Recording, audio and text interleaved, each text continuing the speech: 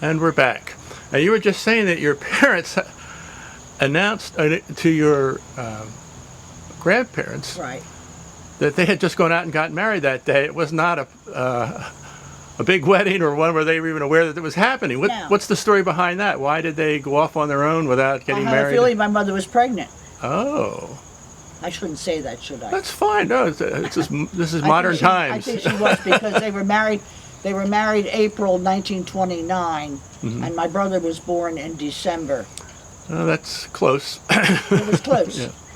But they were very much in love before Oh, that. absolutely, Yeah. absolutely, yeah.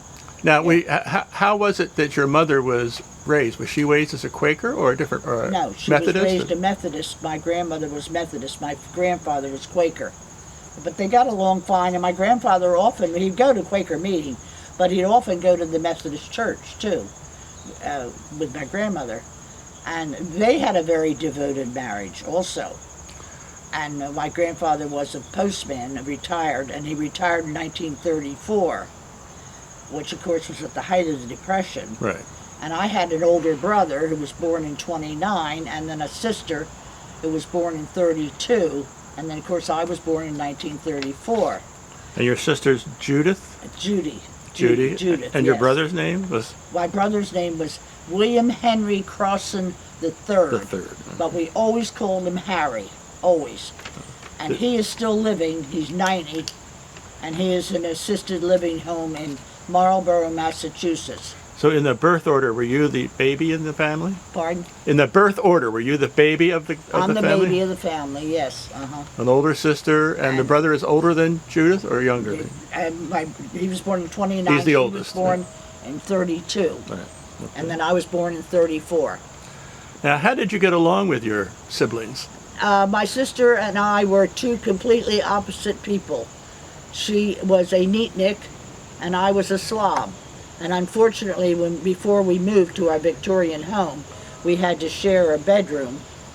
And she drew a chalk mark on her part of the bedroom, just enough opening at the door for me to walk into my part of the bedroom. And we got along when we were younger. It was when she became a teenager.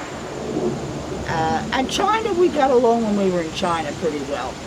But she was a whole different personality from me completely. I was kind of devil-may-care, and she was very, she wanted to always look well, and I could care what I looked like. She always enjoyed buying clothes and going to the stores, and my mother used to have to drag me to the stores, even when I was a teenager, which usually when you're a teenager, you're very clothes conscious. I was never clothes conscious, and thought it was all a big waste of time. We were totally different. So How much older than you was she? Pardon? She was how much older than you? 2.5 years. 2.5 years. Older. That's pretty close years. Yeah. 1932. She was born in February 3rd, 1932.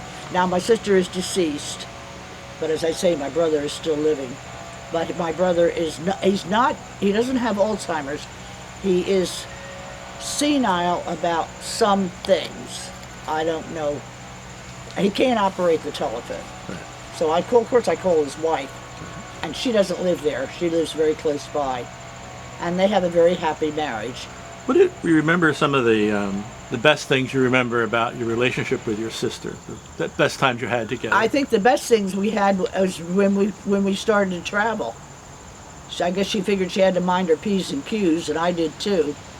So, not that I did very well, but nevertheless. I was not, she was a sort of timid, and I was never timid. And I was always the one that got in trouble too, of course. Or, what kind of trouble did you get into? Well, I don't want to tell about that. Okay. I'll coax it out of you later on. Yeah. Any good things else you remember about your sister? What was it about traveling with her that was so nice? Well, because we were out in public a good much of that time. But I can't explain it. In high school she was so cliquey. She had her own girlfriends, and if she saw me on the other side, walking on the same side of the street, She's, oh, there's Shola, let's cross the street. So I go, it didn't bother me too much, really, because I just was rolled with the punches. But other than traveling, what else did you like to do with her? Well, we did play games. We played paper dolls, both of us did. We did a lot of that. And we played all kinds of hopscotch, of course, and riding bikes. And we played Russia. Do you know what Russia is? That's a wonderful game. It's all outdoors, for one thing. And, kids don't go outdoors. We rode all over Morristown. They don't go outdoors anymore. But Russia is, you take a tennis ball, and you have a flat wall, something like this, only full size, no windows. And you throw the ball up. The first time you stand and throw the ball and how to hit the wall, it bounces down and you get it again. The next time you throw it up again, you have to go, bounces down, and then you do it again. The next time you throw it, you've got to throw it under your leg, bounces down. In other words, each time you have to do something different, and it's called Russia. Why, I don't know, but we played a lot of that. And Double Dutch, of course, was the, you know what that is, that's the jump rope. the jump rope, but we also did individual jump rope, and hide and go seek, and all kinds of things. And we had wonderful neighbors who all had kids. There were 12 of us all together, and every day we'd be up to something. And one of the families had 5 kids, so they had a big Victorian house with a big cellar, and they had a Halloween party down there. It was unbelievable. It was, these kids were so, everybody was so inventive. It's just the way. We didn't have television, but we listened to Sunday night radio. We never missed the Shadow. The Shadow knows. Remember the Shadow? Oh my goodness. You missed out on life on us. Oh, they were wonderful. Fibber McGee and Molly. I do remember them. Yeah, you remember them? Okay. All right. But we never missed the Shadow. And Bulldog Drummond. Did you know Bulldog Drummond? Oh, he had a helper, and he was Chinese, and his name was Kato, I think. They were wonderful programs. Well, take us back to Morristown. You had these Halloween parties. Do you remember any of your Halloween costumes when you were a Oh, little the girl? Halloween costume. My mother made the Halloween costume. What was your favorite one? Wonderful. She made me a Bo Peep outfit. She took an oval cardboard and covered it with fabric and lace all around, and then and tied it on my head, and I had this wonderful, looked like Saturn a Tuffet, the one, with Little the Miss Muffet. panniers. Yeah. It was wonderful. She made all our costumes. She was an expert sewer, and we had wonderful costumes. And then, even when I was married to Jerry, it would have to be 1954 is when we got married. She had a costume. It was Jerry was very slender, and this was a costume of a Chinese man, and it had a big peaked hat, and it had a big. He won a prize at the party we went to, so we had wonderful Halloweens. Now We never were allowed to go where we were not known. Yeah. Tell me about the relationship with your brother. He was how many years older than you? My brother's 5 years older than I am. And what was he like to grow up with? Did he pay any attention at all, or was he pretty much my on brother his own? was very, very not. He's the one who started playing Mumblety Peg, which is a wonderful game too. Do you know what that is? Yes. Did he teach you anything? Do you remember? How to fish or anything? No, he was extremely close to being a mathematical genius. He did logarithms and calculus. Did he help you with your math in school? No, I was terrible in math. That's not in my genes at all. And he got it all. And he was a lot of fun, and he had a lot of friends. He had a lot of friends because he was very active in the Boy Scouts.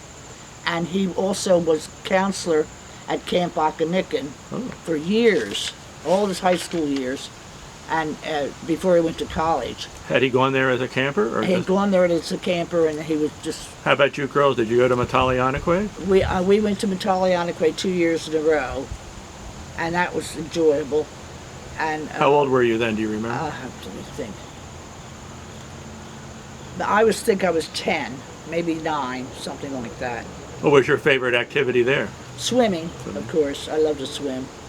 And of course we canoed too.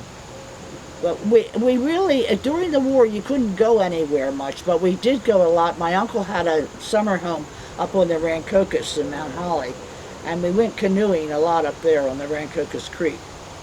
And we went down, we took a bus and we'd go down and see my grandparents down in Dorchester.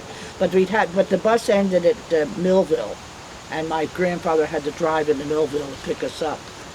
But you couldn't travel very much. But during the war, in 44 and 45, we were able to spend the whole summer at Spray Beach on Long Beach Island.